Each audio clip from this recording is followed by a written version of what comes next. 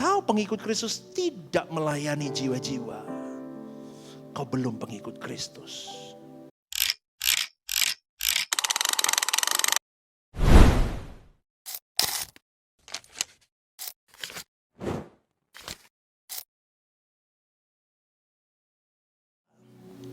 Karena bagiku hidup adalah Kristus dan mati adalah keuntungan. Bagi Paulus tujuan hidupku menyenangkan Tuhan.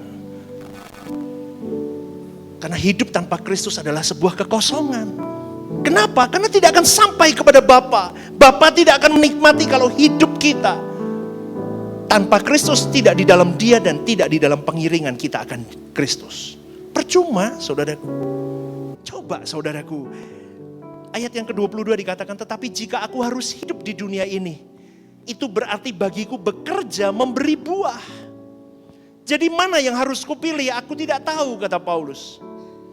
Hidup berarti berbuah, saudaraku, menurut Paulus. Selama dia masih hidup, tujuannya jelas. Aku harus menghasilkan buah bagi Kristus. Untuk pelayananku, untuk penginjilanku, semua aku kembalikan untuk Dia. Makanya harus berbuah. Tetapi untuk berbuah sebuah tanaman itu perlu diproses. Dicangkok, dipupuk, diapain deh. Saya gak tahu tentang tanaman Bapak Ibu. Tetapi yang pasti mengalami proses untuk sampai dia berbuah sesuai yang diingini dengan standar yang sang pemiliknya. Hari ini bagaimana dengan kau dan saya? Sudahkah kita berbuah?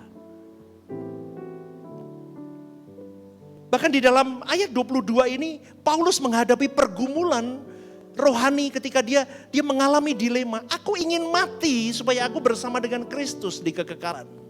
Itu keuntungan pribadiku. Paulus ngomong begitu loh, jelas.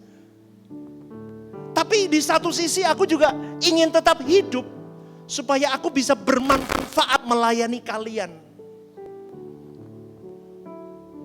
Coba loh saudaraku, ini baru Kristen ini. Pengikut Kristus dia begini kayak Paulus. Maka selalu saya katakan kalau kau pengikut Kristus tidak melayani jiwa-jiwa, kau belum pengikut Kristus. Kenapa? Karena pengikut Kristus seperti Paulus, kita lihat gambaran Paulus. Dia tidak egois, dia rela berkorban. Dia mempertimbangkan apa yang menjadi beban dari Tuhan. Jiwa-jiwa. Maka dia berjuang, saudaraku.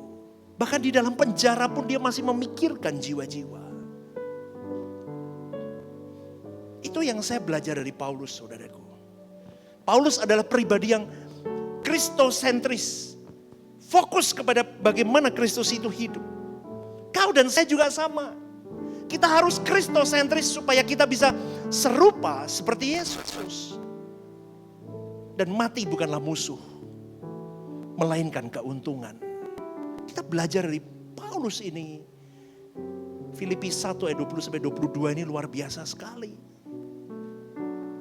Maka berjuanglah untuk serupa dengan Yesus. Menjadi seseorang yang memang model anak Allah. Kita contoh dia. Kita contoh penundukan dirinya. Kita contoh bagaimana pengiringannya. Sampai menuntaskan di kayu salib itu. Amin saudaraku. Amin. Kalau kita di posisi Tuhan, kita sedang berhadapan melawan dunia.